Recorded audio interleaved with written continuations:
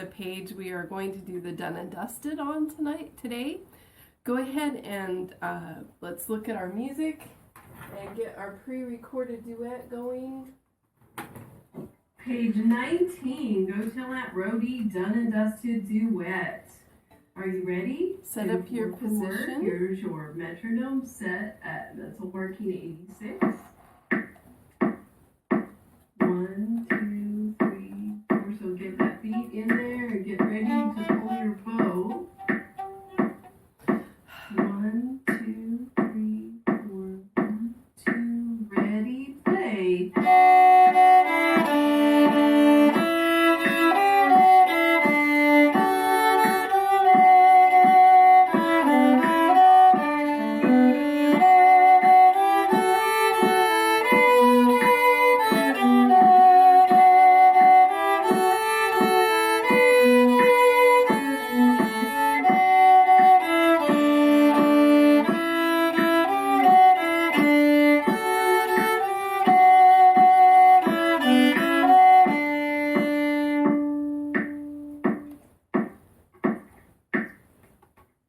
So now on to Row, Row, Row Your Boat, simplified version in 2/4 as a round. So here we go. So we're going to go 1, 2, 1, 2, and I'll give you 2 measures full before you come in, and this is a round.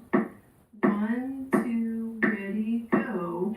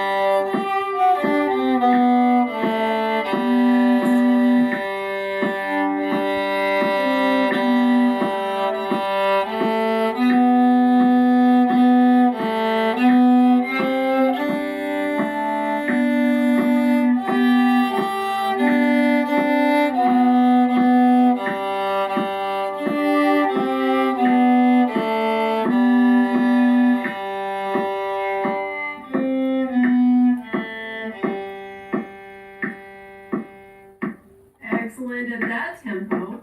Now let's speed it up and do it at I'm not sure. Let's see if we can go to 120 like it's marked on there. And I will speed up this metronome on the recording. So my voice will be a little bit faster too, but the notes are the same. So we'll go to 120. And 2 measures full before you come in. This is a round. 1, 2, ready, go.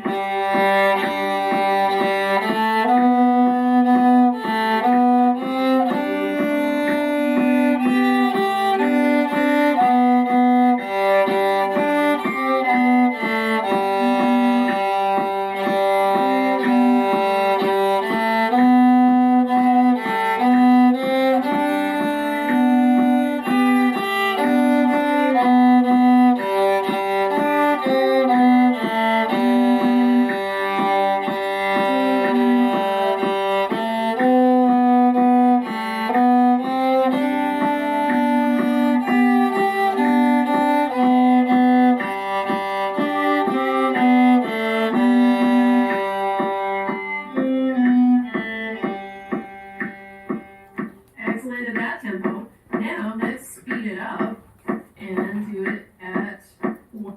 So we already sped it up, but we're going to turn the page now and go over to one of my favorites, shortening bread. We'll turn the page and do shortening bread. We'll speed this up just like it's about, well, it's 120, so it'll be the same tempo as row, row, row your boat at the end. It's sped up, so my voice is faster, but all right. So you've got that. 1, 2, 3, 4. 1, 2, ready, play.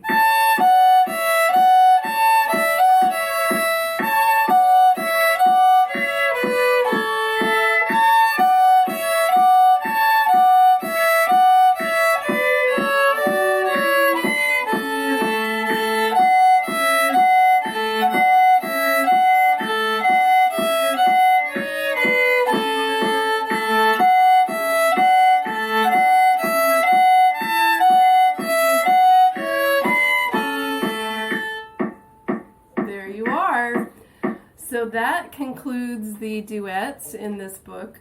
I know there's another page that has a flat in it, and it's a sneak peek. And this was actually originally, it's a cello case book, and the cello case book has 5 books in it, but the violin just has 1. But you can kind of look at the last page there and see if you can decipher one sharp piece and what you're going to do with the fingers, because if there ever becomes a Violin Case book number 2, you're going to learn low second finger in book 2. But let's take a few minutes, since this was a short video, and look at our ear training again. So we did a little bit of Baa Baa Black Sheep, we did London Bridge. Let's see, we did Twinkle Twinkle, we did Row Row Row Your Boat. What about if we do 3 Blind Mice? Because we didn't do 3 Blind Mice.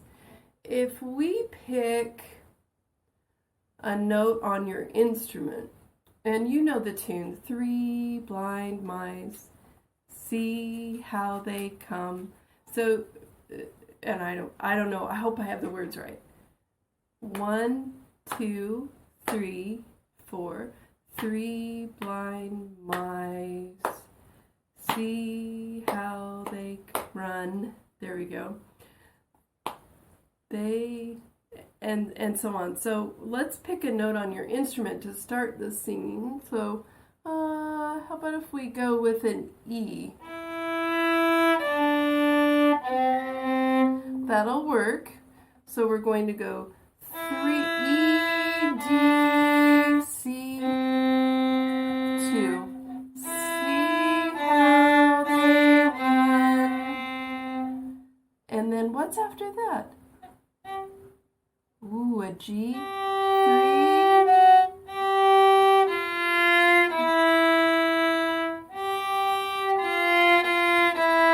So this is an example of where if you get farther along, you're going to need to learn F sharp and F natural, because on 3 Blind Mice, if we start on an E, we have to have an F natural.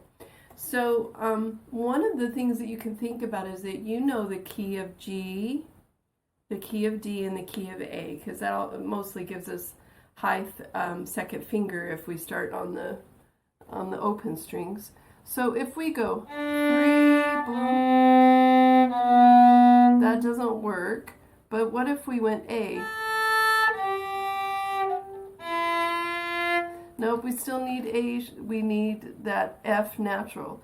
So some of the ear training, that you do, because we're in the very beginning, you may not understand enough theory to know exactly where a note needs to go in order to be correct.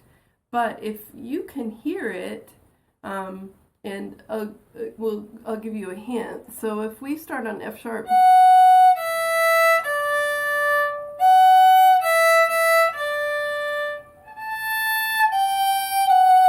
nope, we still have that G natural. So there's some things that as you follow along, you may not know these notes, but you'll hear them in your ear, and you'll play along with it. I would recommend that you get a teacher and kind of learn a little bit more on your instrument before you do too much. Now, excuse me, I'm not sick, but if you can sing a song, you can play it. You may have to play around with where your fingers go and learn some new notes before you can actually play something. But spend some time. You know a lot of nursery rhymes, I'm sure, and you've sung some at school. See if you can play them on your instrument. It's kind of an interesting thing to do. And then if you get stuck, don't get frustrated. Just go on to the next thing. So I want to take a minute. There's going to be two more videos. One will be tuning and one will be changing the string, because that's kind of important. It's not something I want you to do until you've played your instrument long enough. So if you feel confident to do your pegs, then changing a string I think is okay. If you don't, I would keep with your fine tuners down here. And if you get out of tune, just find a friend. There's lots of string players in the world. Find a friend who will tune your instrument for you. Take it to a music store. They'll usually do it for free. So that's our done and dusted in the beginning introduction book. Just look for a couple other videos, one on tuning, one on changing the string, and and you've completed it, and I never got to meet you in person. I hope that you'll send an email to austin.strings@gmail. Give us some feedback. This is a free service, because with our rentals we used to give some free lessons, and with the pandemic we haven't been able to do that, so we've thrown them up on YouTube. Keep practicing. This is just the very beginning of the exploration of your violin case. If you are interested in exploring more, find a teacher, and the sky is the limit.